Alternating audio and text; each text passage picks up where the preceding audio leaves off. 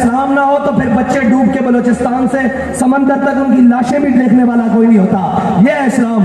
اور حضرت فاروق اعظم کو جب پتہ لگا, دین نے حضرت عمر کو پہلی صف میں کھڑے ہوئے پوچھ لیا تھا کہ جناب بتائیں آپ نے یہ کرتا کیسے بنایا ہے, اس دین کے ساتھ مل جاؤ. اور وہ دین جو وقت کے چیف آف آرمی سٹاف نے اور جناب joint chief of army staff نے نئے کپڑے پہنے ہوں تو حضرت عمر نے پوچھا ہوئے تم بدل گئے ہو.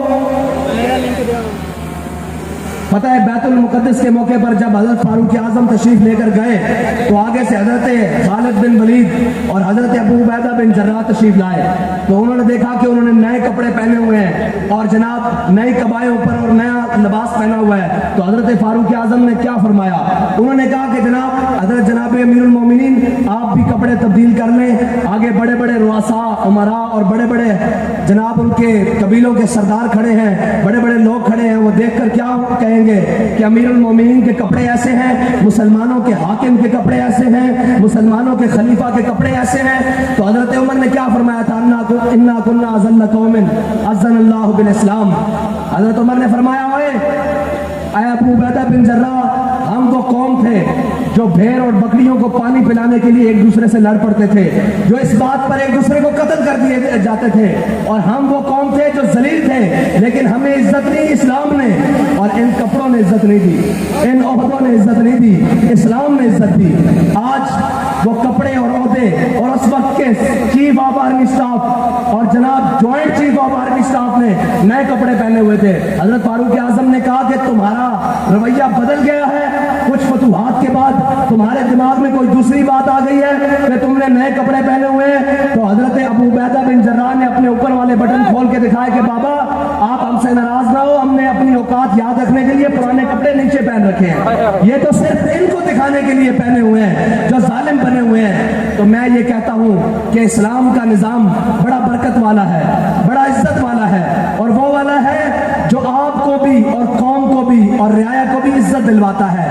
لیکن کیا کریں کہ جب اسلام کی بات کی جائے اوپر سے لے کے نیچے تک اور نیچے سے لے کے اوپر تک سب کو 11,000 واٹ کا کرک لگے, اور جی مولوی صاحب اسلام پر کون چل سکتا ہے, اور آپ صاحب اسلام پر کون چل سکتا ہے, اور قاری صاحب چودھری صاحب پیر صاحب اسلام پر کون چل سکتا ہے. بھائی اسلام پر ابو بکر و عمر چل سکتے ہیں تو کیا ہم نہیں چل سکتے؟ اسلام پر بلال چل سکتے ہیں, صہیب چل سکتے ہیں, سلمان چل سکتے ہیں, تو کیا ہم نہیں چل سکتے؟ بالکل چل سکتے ہیں. اس لیے ہم نہیں چلنا چاہتے کہ ہمیں, اور یہ یاد رکھنا کہ نہ چلو, دور رہو اور اسلام کو پیٹ کرو. اسلام تمہیں اسی طرح ذلت دکھاتا رہے گا, تمہارے بچے اسی طرح ڈوب کے مرتے رہیں گے, اور تمہارا مستقبل اسی طرح غیر محفوظ ہاتھوں میں جاتا رہے گا.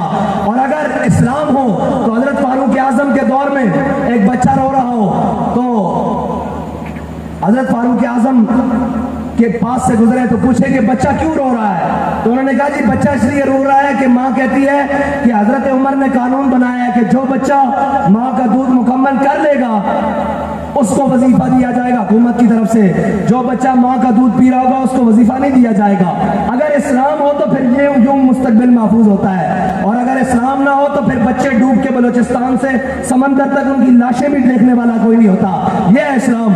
اور حضرت فاروق اعظم کو جب پتہ لگا کہ ماں کہتی ہے کہ وظیفہ حضرت عمر نے اتنا لگایا ہوا ہے کہ جب بچے دودھ پیئیں گے تو ان کو سرکاری وظیفہ نہیں ملے گا, اور جب بچہ دودھ چھوڑے گا تو اس کو سرکاری وظیفہ ملے گا.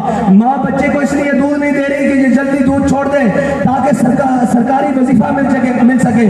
تو حضرت عمر کے کانوں میں جب یہ بات پہنچی تو حضرت عمر نے اسی وقت لا کے اپنے جناب نائب کو, قاصد کو بلایا اور بلا کے فرمایا کہ ابھی فرمان جاری کرو, جو بھی عمر کی رعایا میں بچہ پیدا ہوگا اس کا ابھی سے وظیفہ جاری کیا جائے گا. اگر اسلام ہو تو وہ آپ کے مستقبل کو ایسے محفوظ کرتا ہے